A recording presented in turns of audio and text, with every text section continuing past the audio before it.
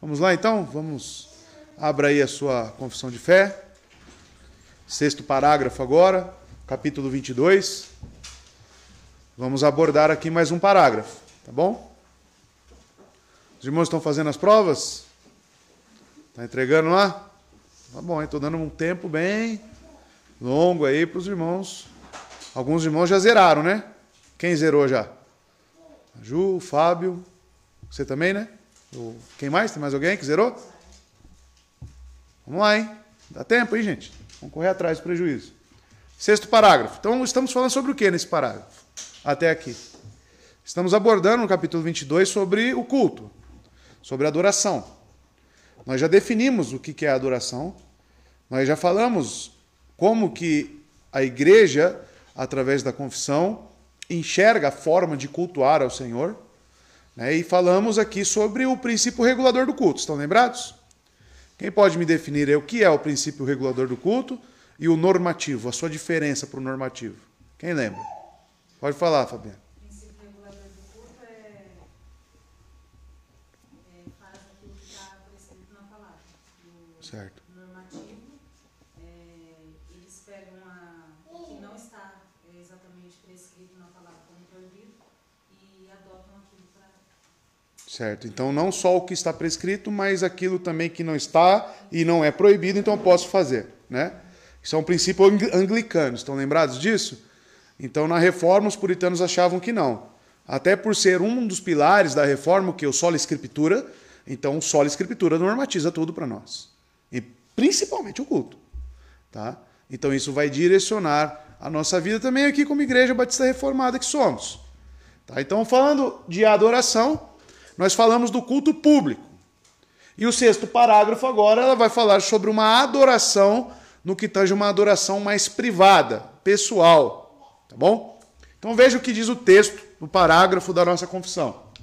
Nem oração, nem qualquer outra parte do culto religioso é agora sob o Evangelho, então está falando sobre o Pacto da Graça, tá? A nova dispensação, restrita ou feita mais aceitável devido a qualquer local, tá? Então local não é restrita a local em que é realizada ou para o qual é dirigida. Mas Deus deve ser adorado em todo lugar, em espírito e em verdade.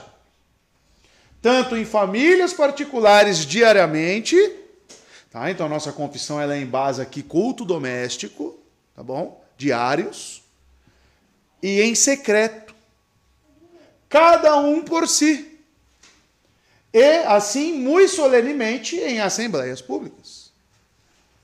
Que não devem ser descuidadas ou deliberadamente negligenciadas.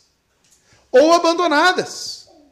Quando Deus, pela sua palavra e providência, nos conclama a participar delas. E nós que estamos estudando Hebreus aqui, não chegamos ainda no capítulo 13, mas ele fala, não deixe as congregações, não seja o costume de vós abandonar as congregações, correto? Estão lembrados? Então, amados, é sobre isso que iremos falar.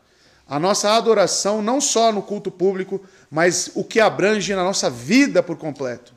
Tá? Então eu linkei alguns pontos, é curto esse parágrafo, apesar de parecer ser grande, mas ele está falando do nosso culto privado, em família, em público, tá bom? Então vamos abordar cada aspecto deste.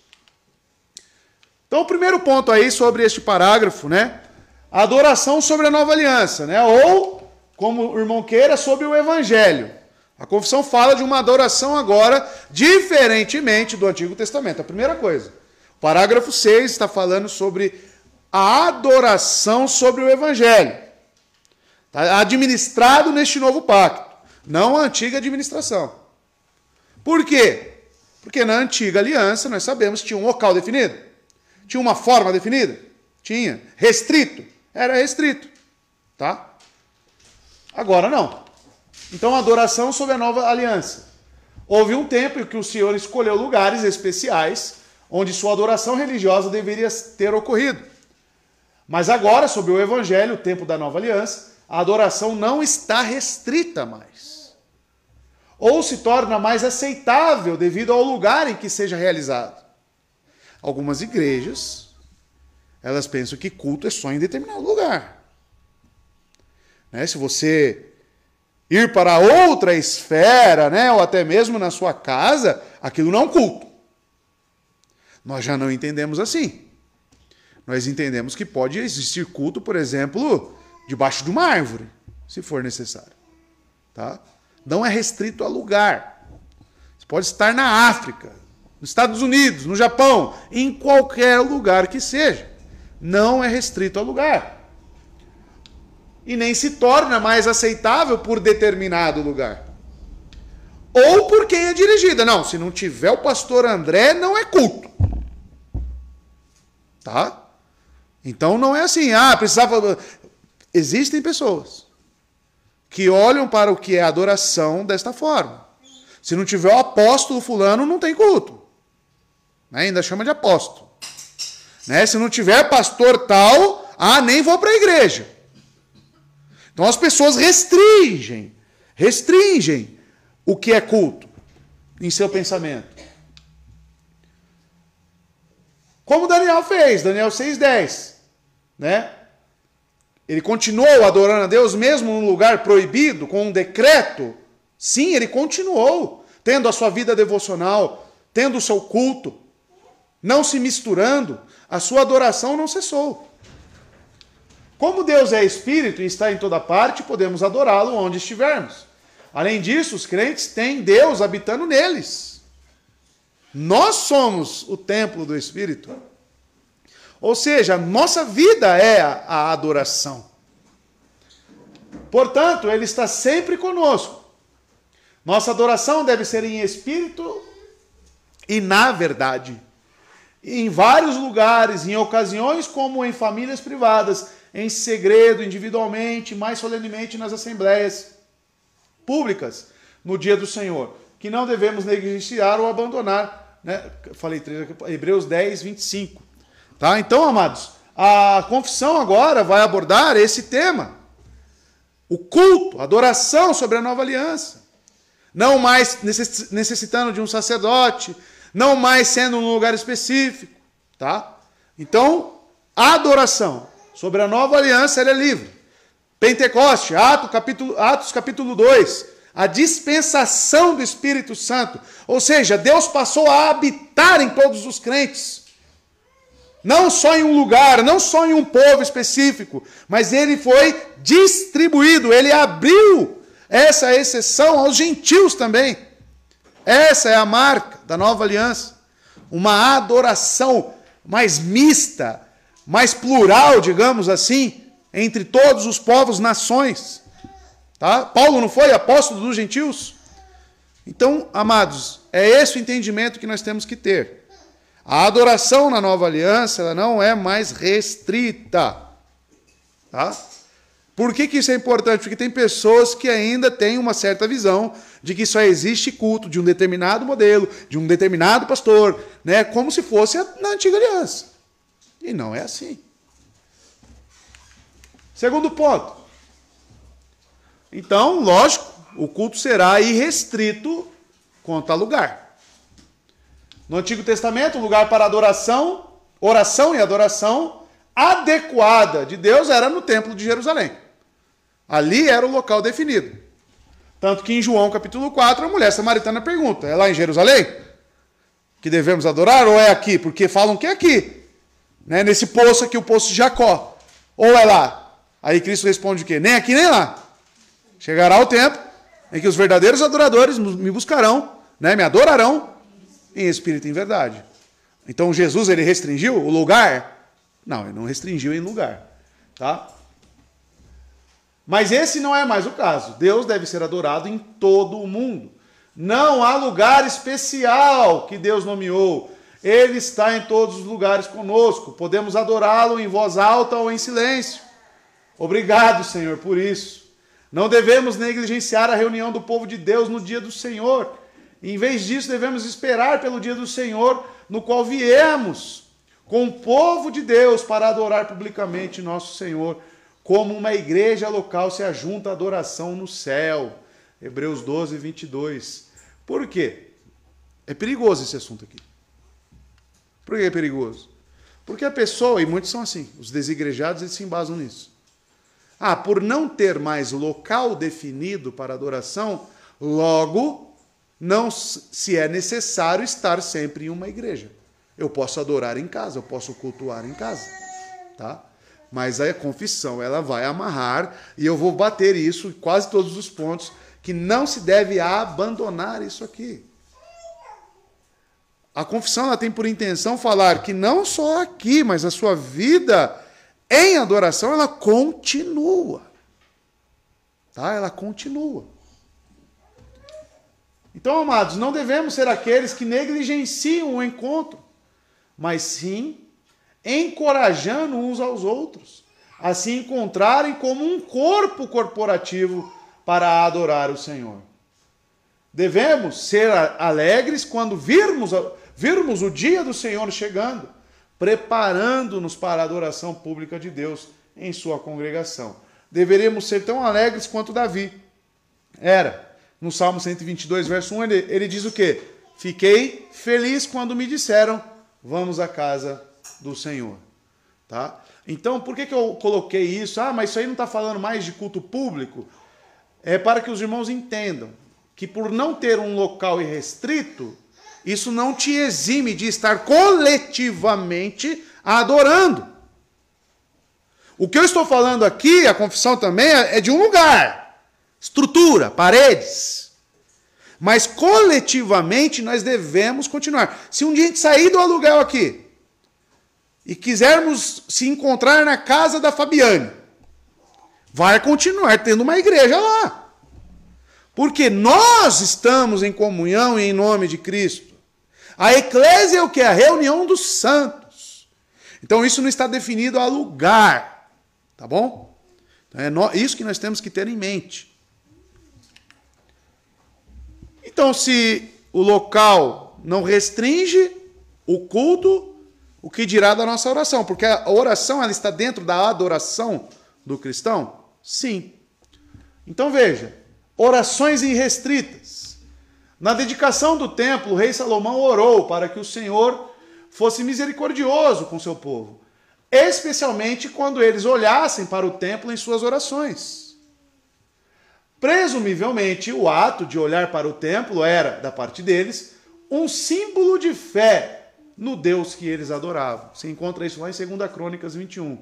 Em épocas pandêmicas, inclusive, quando Deus enviava pragas, fome para a nação, a oração de Salomão diz o quê? Para que quando eles viessem humildemente, olhasse para o templo, o local designado para adoração, e se quebrantassem orando por arrependimento, que Deus atendesse as orações deles. Aí as pessoas pensam, não, a minha oração tem que ser lá na igreja. Pastor, posso ir na igreja orar? Por quê, meu filho? Não, porque lá eu sei que lá é a casa de Deus. Lá a oração vai ser melhor. Eu tenho lá, eu sei que aquelas cadeiras, eu lembro de uma igreja que eu ia que o pastor orava nas cadeiras.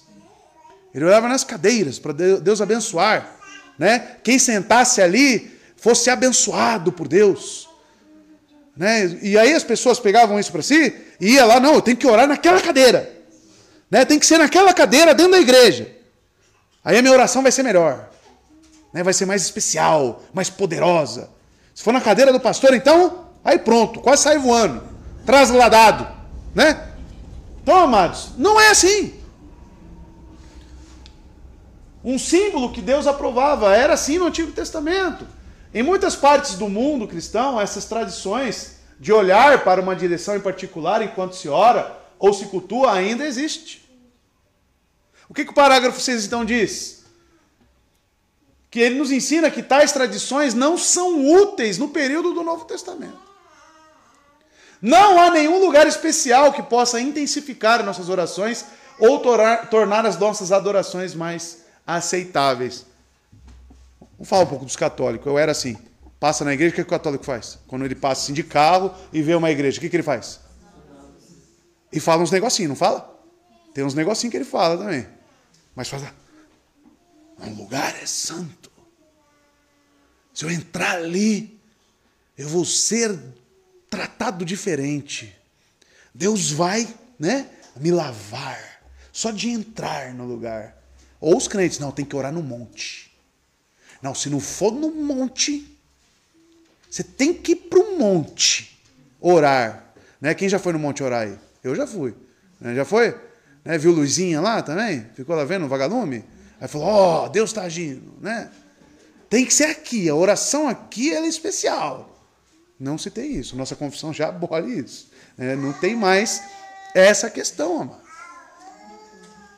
Os irmãos precisam entender que eu, como pastor, primeiro, vamos lá, primeiro eu, como pastor, eu sou tão pecador ou pior pecador do que você. Primeira coisa, tá? Eu tenho uma função diferente do que a sua, talvez. Mas a minha oração, talvez ela esteja mais fraca do que a sua. Tá? Então pare de pensar que a minha oração, ela vai, não. Se você realmente é um salvo em Cristo, aí nós temos algo em comum. Deus habita em nós. O Espírito Santo está em nós. E se ele está em você, por que a sua oração não vai ser ouvida e a minha sim? Sendo que nós compartilhamos do mesmo Espírito. Não é a mesma fé? Não é o mesmo batismo? Não é o mesmo Espírito? Deus não habita nos crentes. Cristo não promete isso, eu vou, mas ele virá e habitará em vocês. Estará com vocês. Então não tem sentido. Pastor, põe a mão na minha filha aqui e ora por ela. Tá bom, eu oro. Mas por que você não ora também? Pastor, vamos lá em tal lugar lá, que eu já fui e não deu certo, então vá você lá e ore lá. Qual o sentido? Se os irmãos lembrarem, quando os discípulos não conseguem, né, expulsar determinado demônio, ele repreende eles, ó geração incrédula, até quando estarei com vocês? Mas estamos falando do próprio Cristo. O que ele convoca os discípulos? Ele é todos eles, em comum acordo, terem fé, vigiarem, orarem, estarem próximo de Deus. E não que a oração dos discípulos seria mais especial do que a nossa. Que eram homens também, pecadores também. Então nós temos que privar, porque tudo isso é um conceito católico romano. Tá?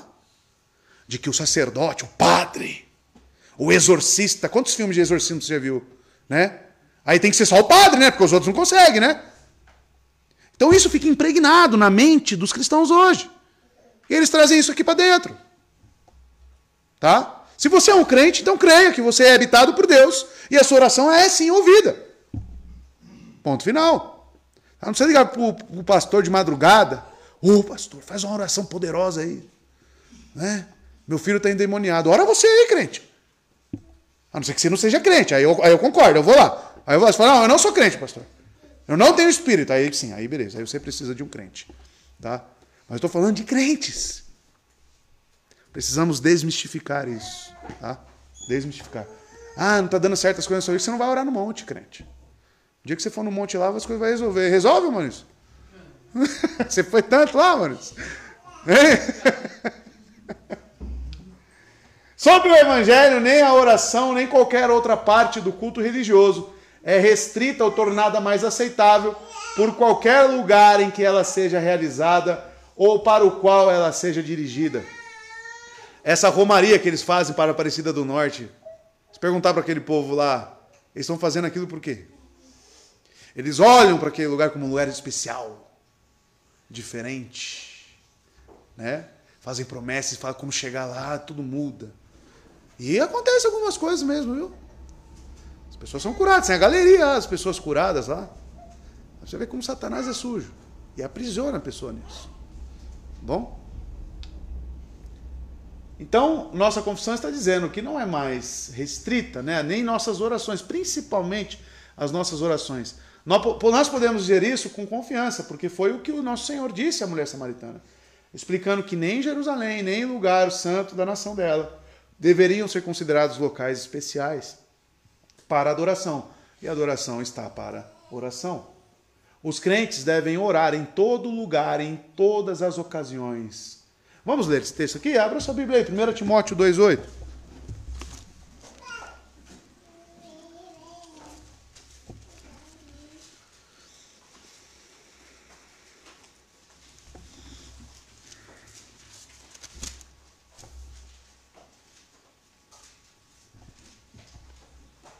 Olha o que diz Paulo aqui, instruindo o jovem pastor Timóteo.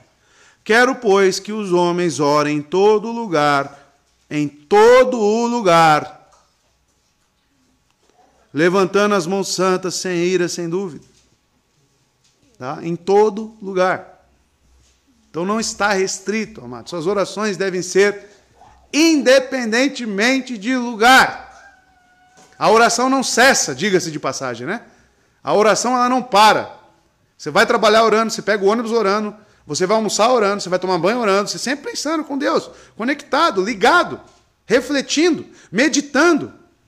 Assim vive um cristão. Tá? Culto familiar. Devemos também cultuar a Deus em todos os diferentes contextos e relacionamentos. Nós o adoramos nas famílias. Ali oramos uns pelos outros. Ali os pais instruem seus filhos formal e informalmente.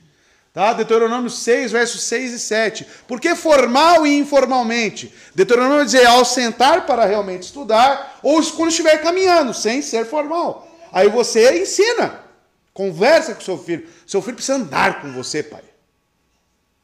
Você precisa pegar seu filho, vamos caminhar, filho. Tá?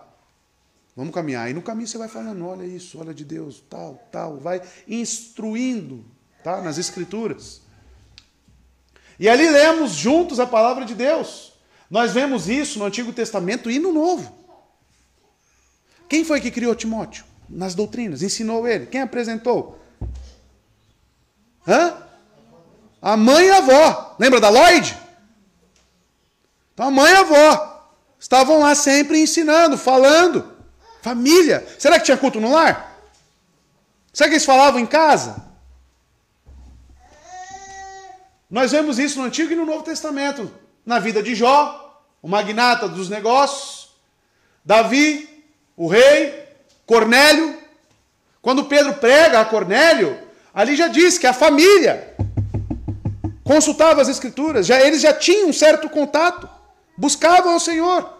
Tanto que Pedro chega lá e fala, vamos batizar. E batiza. Batiza. Tá? Cornélio, soldado, a Escritura aprova as famílias e os líderes familiares que oram. Jó, todos os dias, o que diz o relato de Jó? Ele oferecia sacrifício pelos seus filhos? Oferecia.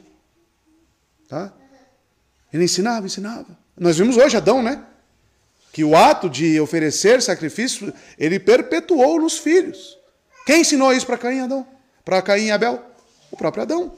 Tá? Então, será que teve algum momento que ele sentava e falava, vocês têm que fazer assim, assim, assim, desse jeito? Sim. De fato, é difícil escapar da ideia de que a oração do Pai Nosso é especialmente destinada às famílias. Certamente, as petições dessas orações pressupõem que precisamos do Senhor toda hora.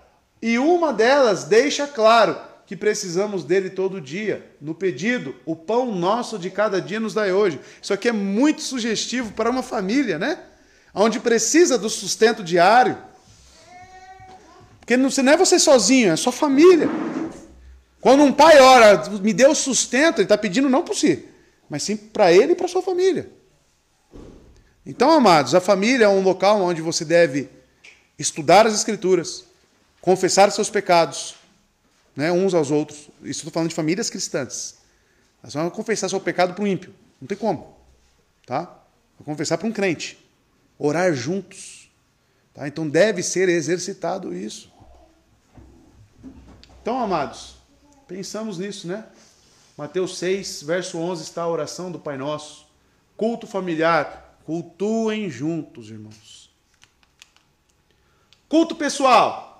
Então, além de familiar, você tem seu culto pessoal. Deus é adorado diariamente nas famílias, como dissemos, e ele também deve ser adorado em secreto pelos indivíduos. Jesus pressupõe isso quando ele debate sobre a oração em Mateus 6. Quando orares, ele diz, entra no teu quarto, fechada a porta, orarás a teu pai, que está em secreto, e teu pai, que vê em secreto, te recompensará. Aqui você já vê que tem um caráter individual na sua adoração. Então você individualmente medita na palavra. Individualmente você ora. individualmente também você canta louvores a Deus. Então isso não deve ser restrito apenas aqui nos domingos e quartas-feiras. Você, quando falamos devocional, ou quando eu mando as devocionais todos os dias pela manhã, o que se espera do povo? Que você, durante o dia, tenha um momento para meditar sobre aquilo, para agradecer a Deus, para você cantar a Ele. Você canta a Deus, você louva a Deus, sozinho, na sua casa, ou só fica lá ouvindo a Anitta? O que você ouve? Então, amados, nós temos que começar a ter uma percepção cristã de vida. Tá? Nós temos que ouvir louvores, cantar salmos, individualmente, com a família e na congregação. É isso que nós temos que aprender. A sua devocional ela tem que ser completa. Por isso que não dá para ser qualquer período, né? Depois você está cansado, né? Ou com sono, aí está lá orando, dorme. Aí daqui a pouco, acorda. Onde eu estava?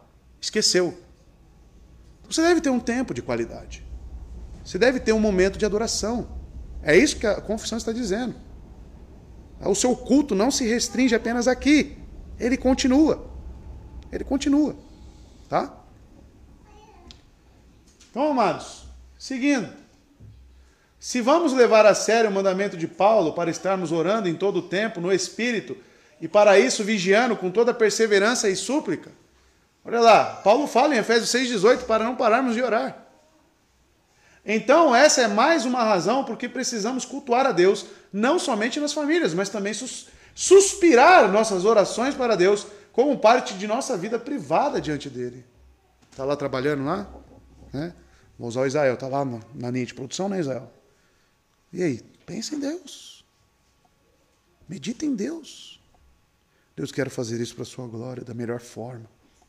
Obrigado por esse trabalho. Deus, que a minha vida impacte na vida dessas pessoas que não te conhecem. Tem outras pessoas do lado? Tem. Está no Uber lá, Maurício, orando, Deus, me dê oportunidade para pregar o Evangelho. Em vez de colocar lá, põe um louvor lá, põe uma música lá. Você pensa, quero que tire. Tudo bem, você está trabalhando, né? Estamos no estado laico, né? Você também não vai. Ou se quiser se posicionar, também se posiciona. O carro é seu, então você perde, depois é mal avaliado lá, mas depois vai passar fome também, né? Então tem que ver certo isso. Então, amados, esteja orando, esteja buscando o Senhor. Se você está entregando andando, que eu vá lá no cliente lá entregar, que eu consiga falar, que eu consiga dar um bom testemunho lá no meu trabalho. A oração não para, o culto não para. O culto não para. Mulher está em casa, lá está lavando louça, ó Senhor, limpa-me por dentro também. Que esse sabão seja o sangue de Cristo no meu coração. Está tirando pó, tire o pó da minha alma, tire o pó dessa pecaminosidade, essa sujeira que está em mim. E assim você continua. Olha para tudo que você tem, Deus, obrigado pela casa, obrigado, Senhor. Vai andando e vai meditando, olha para a natureza, olha, obrigado, Senhor, olha como o Senhor é belo. Não para! Não para! Só que tem que mudar o prisma, né? Tem que mudar a lente. Porque somente mundanismo não vai te dar essa percepção. Somente mundanismo não vai te permitir enxergar Deus nas pequenas coisas. E logo suas orações vão ser limitadas. Então isso é para todos nós, para mim também, irmãos. Devemos nos abster da podridão deste mundo para começarmos a ter vidas consagradas verdadeiramente. Porque o nosso culto não para, amados. Não para. Não para. Natana está lá atendendo, lá, né? O camarada tudo estrupiado. Uma oportunidade para falar do Evangelho. Mas precisa refletir sobre a sua vida, hein? O cara já está todo lá arrebentado. Ele chega lá e ainda exorta ele. Né? Fala, crê em Cristo, se arrependa. Crê em Cristo. Ainda mais quando ela tem um camarada, né, que está ali numa reabilitação, tem mais tempo, né? Olha que privilegiada a profissão. Quantas pessoas, né? Deus não pode só consertar a sua perna, Ele pode consertar a sua vida. Cristo pode consertar a sua vida por inteiro. E aí você vai entrando, vai falando. Pregar o evangelho às vezes tem que ser meio cara de pau, irmãos. Tá? No bom sentido, né? Não ter vergonhas, tem que chegar e falar. Aproveitar as oportunidades, não é só ficar esperando a pessoa dar uma abertura, não. Pegue algo que está em comum ali e lance. Como Jesus, me dá um copo d'água. Toma aí. Primeiro estranhou, né? Porque está pedindo um copo d'água. Aí depois fala, se você bebesse a minha fonte, nunca mais você teria sede. Ele aproveitou daquele momento, da oportunidade, da circunstância, e pregou o evangelho. Então que possamos aprender, amados, com Cristo. Porque o nosso culto pessoal continua. E claro, como já batido em outros slides, o culto público. Não tratamos a reunião da igreja como algo comum. Porque você pode cair nisso. Se o culto não para, se eu tenho que cultuar em casa, então o da igreja não está em pé de igualdade. Não está em pé de igualdade. Digamos que aqui nós temos um momento especial. Aqui nós temos os sacramentos sendo administrados. Aqui nós temos batismo. Você não vai fazer batismo na sua casa, né? Nós sabemos que o sacramento deve ser administrado por um ministro de Deus. Então isso nós vamos usufruir da onde? Da igreja. Onde nós vamos ter comunhão, que não seja com o meu próprio filho e com o meu esposo. Ou com a minha esposa. Na igreja. Então não é algo comum. Mas consideramos a Santa Igreja santa e solene. Pois o Senhor se manifesta para nós de uma maneira especial no meio da sua santa comunidade local. Devemos lutar contra as ideias pecaminosas, comuns, de nossas eras, que a igreja é desnecessária e não importa se vamos ou não. Ainda mais depois da pandemia, né? Que começaram a cultuar online, né? O culto online existe? Não existe. Isso não existe. Vi um pastor lá que foi Big Brother, lá, um tal de Pedrão lá, que nem um pateta fazendo um batismo online, jogando água, assim, ó. Jogou água na câmera, assim, ó. Batizado aí, ó. Tá de brincadeira, né, meu? Você é um idiota. Batizando cachorro. Enfim, aí vai umas bizarrices aí. Igrejas fazendo ceia em casa. Aí chamava o vizinho que nem crente era. Não, vem cá, vamos lá tomar um vinhozinho. Aí então eu participava lá. Eu vi isso, irmão. E o pastor incentivando, não, faça ceia na sua casa aí, ó. Será que entende o indivíduo desse? O que é a ceia? Que está para a comunhão dos santos. Paulo é muito claro em 1 Coríntios 11 o que significa ceia, irmãos. Não é um ato despretensioso que você faz em qualquer lugar, sem um ministro, sem a comunhão, sem a santa igreja, sem a santa convocação. São sacramentos. São sacramentos, irmãos. Deus tem a forma instituída para que isso aconteça. E as pessoas tratam como qualquer coisa. Batismo online. Depois você vê. Põe lá no YouTube, lá, batismo online, pastor Pedrão. Você vai ver, lá no Rio de Janeiro. Põe lá depois para você ver. Tá? Então, amados, não é algo comum. E não é opcional ser um crente e optar, vou para a igreja ou não vou. Tá? É uma consequência. Devemos entender que qualquer lugar onde Deus manifeste sua presença especial, o que ele prometeu fazer na reunião do seu povo, em seu nome, como Mateus 18, que ele dá instruções à igreja, estarmos reunidos, tomarmos decisões aqui coletivas, é solo sagrado. Tá? Portanto, a Assembleia da Igreja é sagrada e deve ser tratada como sagrada e separada. Não como uma coisa comum. Então, quando eu penso em igreja, é tão sério. Em Atos, amados, capítulo 28, diz que a igreja foi comprada pelo sangue de Cristo. E quando ele fala igreja, ele está falando disso aqui. Do povo unido junto. Então é algo sagrado. É algo que está para o sangue de Cristo. Cristo não morreu naquela cruz apenas para salvar indivíduos separadamente. Ele morreu naquela cruz para salvar a sua igreja. Quem é a noiva dele? A igreja. Então ele vem para buscar a sua igreja. E ele vai reunir todos num ponto só. Segundo Apocalipse. E ali estaremos juntos. E permaneceremos juntos durante toda a eternidade. O que nós experimentamos aqui é uma pequena parcela daquilo que experimentaremos na eternidade. Como é que eu vou tratar isso como uma coisa comum? Como uma coisa ordinária? Não é ordinário. É algo especial. É algo consagrado. E negligenciar isso é um grande pecado, viu, irmãos? Negligenciar a Assembleia dos Santos é um grande pecado. Tá? Porque você está profanando não algo comum, não é só uma simples reunião. Você está profanando o que Cristo adquiriu pelo seu sangue. Então aí já muda o nosso conceito. Já começamos a pensar diferente. Tá? Então, portanto, a Assembleia da Igreja é sagrada, não comum. Esta é a razão pela qual o princípio regulador de adoração, ou do culto, diz respeito à adoração da igreja reunida. Porque os reformadores entenderam, de ambos os testamentos, que há uma diferença entre a adoração pública e a privada de Deus. Tá? Então, todos os reformadores, se você ler o Diretório de Culto de Westminster, existe uma diferença no culto da sua casa, com a sua família, para o culto da comunhão entre os irmãos de igreja. Tá? Quando negligenciamos nossa reunião juntos no dia do Senhor, com o povo de Deus, perdemos as bênçãos de Deus que Ele nos ministra em sua congregação. Sentimos a falta dos meios de graça, a palavra e os sacramentos.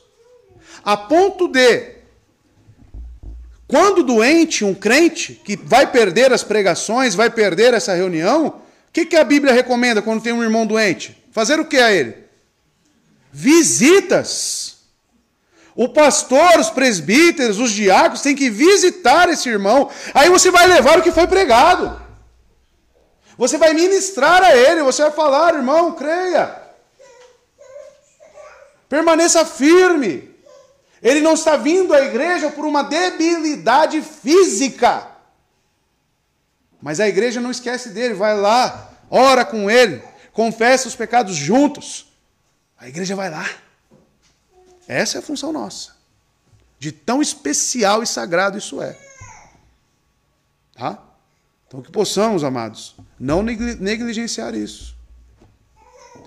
Meu sogro estava falando, meu neto, não sei se é brincando, né? Mas vai saber, né?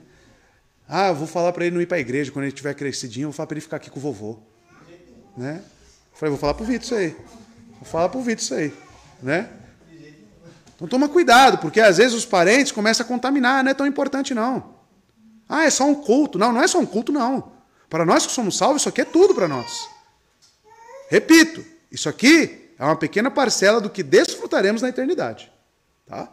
Então que possamos começar a considerar a reunião dos santos como algo santo, sagrado, especial. Tá bom? Porque é isso que a nossa confissão vai trazer para nós.